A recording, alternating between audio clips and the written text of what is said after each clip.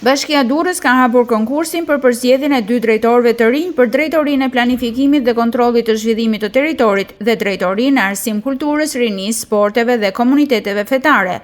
Postet që deri pak ditë më parë mbaheshin nga Robert Dervishi dhe Ardian Gura janë vakante, pasi 2 drejtorëve ju është miratuar dorëheqja që e patën kërkuar që në muajin korrik. Konkursi i shpallur një ditë më parë nga bashkia, pason atë të hapur ditë më parë për përzgjedhjen e 2 drejtorëve të tjerë që u larguan nga posti, Mehmet Xhaferaj, që prej vitesh ishte në krye të drejtorisë së shërbimeve sociale, dhe Ermal Lufos në drejtorinë ekonomike.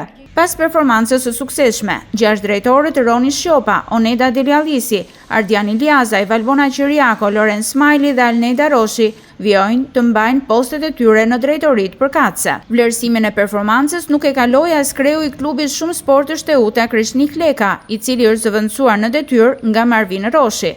Ndërkohë, Inspektorati i Mbrojtjes së Territorit dhe Policia Bashkiake kanë në krye drejtues të komanduar dhe jo të emëruar, ndërsa ndryshime nuk ka në pozicionet numër 2 në bashki, pasi nënkretarët Elio Jani dhe Gentian Kallmi mbeten në detyrë.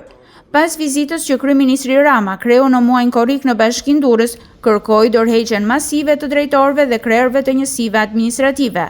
Nga këta të fundit, 11 gjysej, askush nuk arriti të kalonte testin e performancës.